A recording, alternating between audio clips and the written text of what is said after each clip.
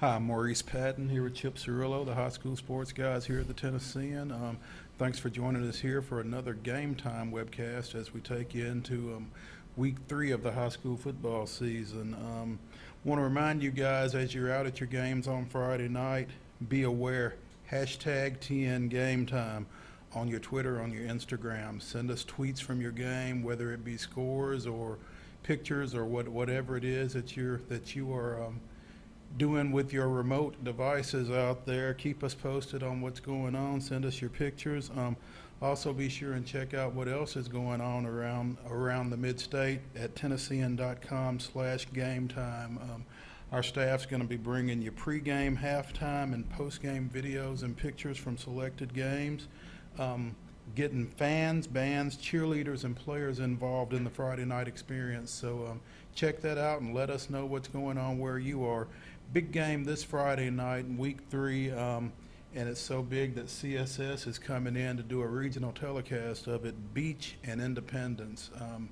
Beech is the defending Class 5A champion. Obviously, they suffered a big loss a couple of weeks ago when Jalen hurt his shoulder and is done for the year. Had surgery earlier this week. Independence 3-0. They're ranked in the top 10 in Class 6. Beech is still ranked 4th in 5A. Despite Hurd's absence, should still be a pretty good ball game.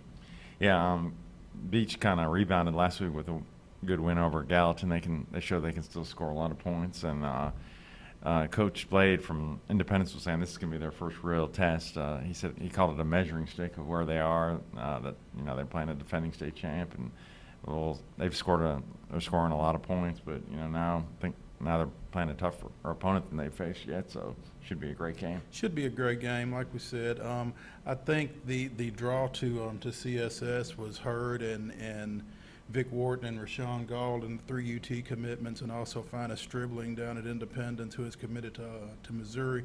You were going to have 4 SEC commitments on the field, and even without Hurd, I think you still got a lot of talent in that game.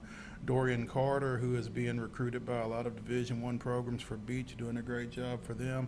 And quietly, Caleb Hollis at quarterback for Independence is starting to emerge and do some good things for them.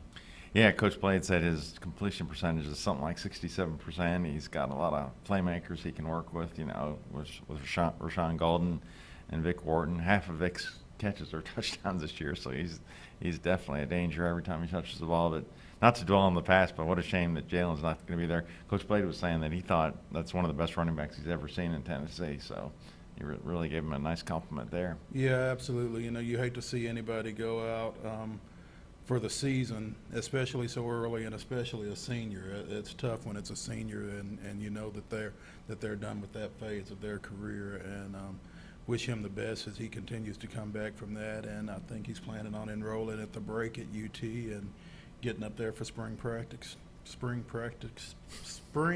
practice, whatever they call next it year, and doing some good things up in Knoxville. Let's get off of Jalen because apparently I can't talk. But another game that we want to take a look at is Whites Creek and Hunters Lane, and sometimes you get good games when you get 2 teams that may not necessarily be great teams, and that's kind of the case that you're looking at here with Whites Creek and Hunters Lane.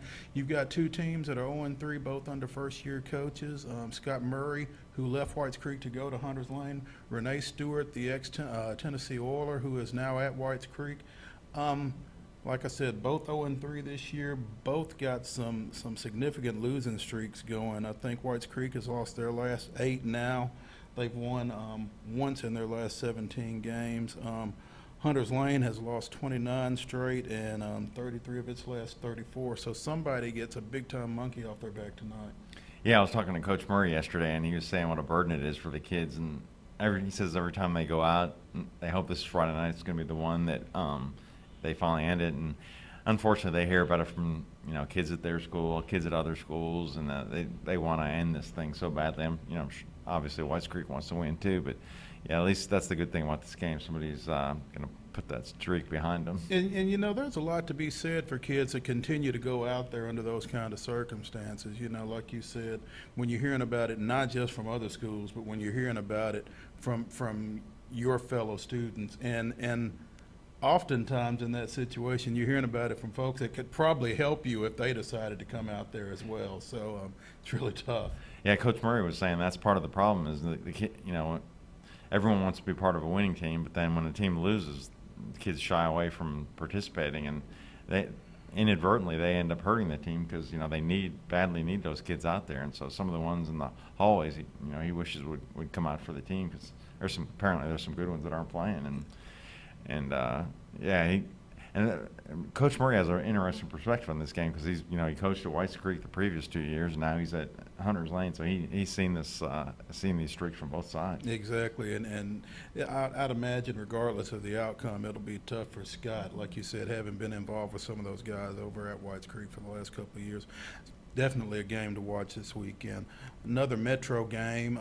McGavock goes down to Franklin. McGavock, after losing to Tullahoma in their opener, has won back-to-back games. Franklin's won their first 2 games to open the season. Won a tough game Thursday night over at Dixon, 16-14. So couple of teams that I don't know that people were necessarily expecting big things out of that have gotten off to pretty good starts here. Yeah, it seems like Franklin's a little on the up and up this year, and McGavock always seems to have a good team every year in Metro, so that should be a good one. Okay. Also, Ravenwood goes to LaVergne, matchup of two of the area's top receivers there with Quinn Jernigan for LaVergne and Van Jefferson, who has come in and made an impact quickly for Ravenwood. Yeah, the Ravenwood coach told me that Van is the most polished route runner he's seen in high school, especially and he's real. His dad has taught him a lot, obviously. The Titans receivers coach, and got a few big offers. He's really a talented kid. Exactly. Another game to watch. White House goes to Lipscomb. White House won a thriller in overtime last weekend. I think it was 9-6. They beat Greenbrier. Kid scored a touchdown in overtime. White House is always tough, always a solid run offense that they bring to the table, and Lipscomb is going to kind of respond in kind, I think, with DeAndre Tigg, who is up around the 600-yard mark already for Lipscomb, and with Cooper Jackson, nice little 1-2 punch in the ground game for them. Yeah, Coach Tillman's really got them off to a great start, one of their better starts in several years, so kudos to him for coming in under difficult circumstances with Coach Mack passing away, and what a great job he's done with these kids. Exactly. There are some of the games that we're going to be keeping an eye on. I'm sure you'll be watching some out there as well. Let us know what you see. Hit us at hashtag TNGameTime on Twitter or on Instagram. Check us out at Tennessean.com/GameTime, and share with us your Friday night experience, and we're going to do likewise. I'm Maurice Patton. This is Chip Cirillo. Thanks for joining us here on Game Time.